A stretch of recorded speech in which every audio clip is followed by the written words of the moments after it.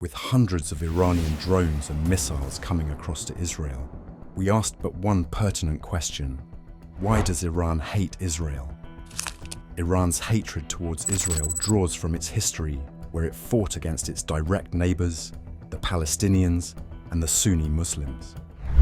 It is Persian, not Arab, and it has a history of combat against both Sunni and Shia. For over 3 decades, the country of Iran and Israel were allies, and that history could make a comeback. A simplistic explanation of why Iran hates Israel would fall because it wants power against the West or the Saudis. However, such is not a thoroughly correct explanation.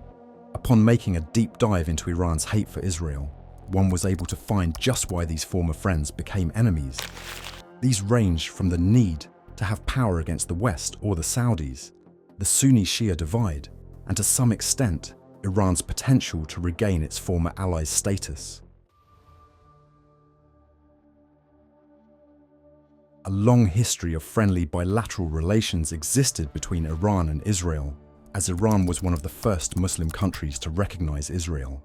The Palestinians view this recognition as an implicit international acknowledgement of the Nakba, or catastrophe, that befell them when more than 700,000 Palestinians were displaced in 1948.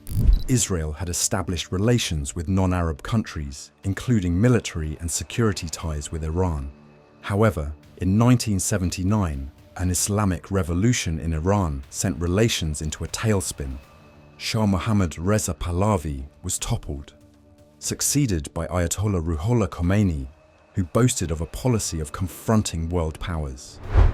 Under the new Islamic Republic, led by Ayatollah Khomeini, an anti-Israel position was taken up, labeling Israel as an enemy of Islam. The new direction in Iran, in fact, began to support Palestinian groups hostile to Israel, while minimal cooperation existed well into the 1980s. For the first time, a hostile rivalry started to occur due to funding proxy militias in Syria, Iraq, Lebanon, and Yemen paid for by Iran, engaging Iran and Israel in a shadow war.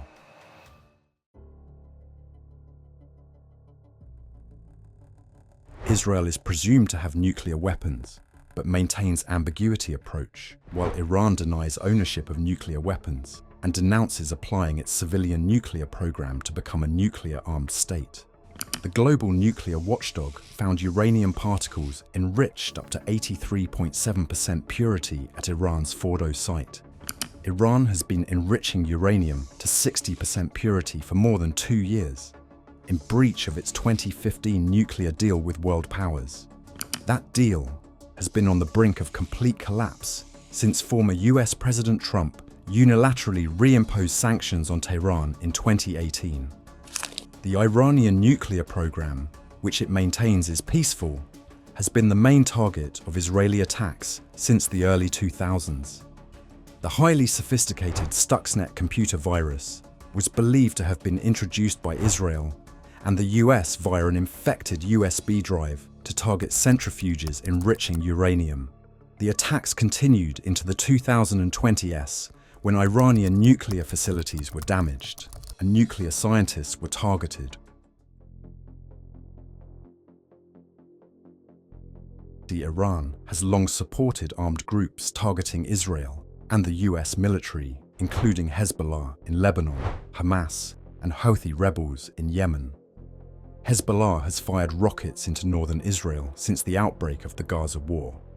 Hamas spearheaded an attack on southern Israel, which has killed more than 33,000 Palestinians, mostly women and children, over the past 6 months.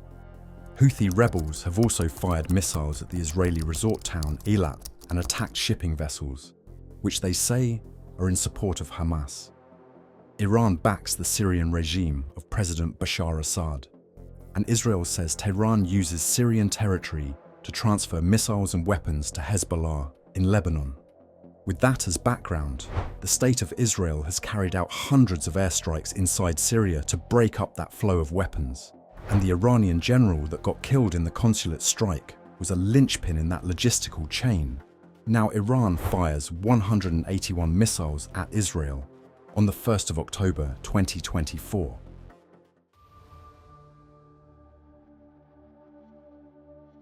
it has almost 90 million people, a huge arsenal of missiles, drones, and proxies, such as the Houthis in Yemen and Hezbollah in Lebanon.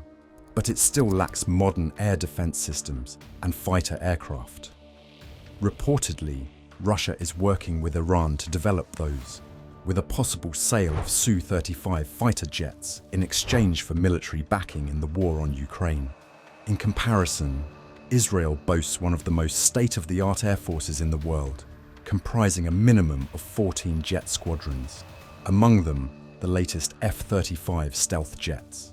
Israel also has experience in conducting strikes deep within hostile territory. The shortest distance between Iran and Israel is about 1,000 kilometers.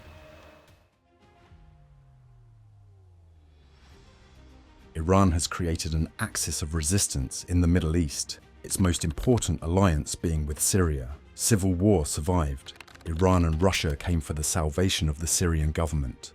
The growing relationship between Iran and Russia is a development where both countries are accelerating work on a major new interstate agreement. Iran has supplied Shahed attack drones and ballistic missiles to Russia, though it has denied this. Iran also said that Russia plans to provide Iran with more advanced aircraft. It is a layered relationship bathed in history, ideology, and geopolitics. Understanding this is integral to grasping greater dynamics within the Middle East. If you found this video informative, don't forget to like, subscribe, and hit that notification bell. What do you think on this issue? Let us know in the comments below. Until next time, stay curious.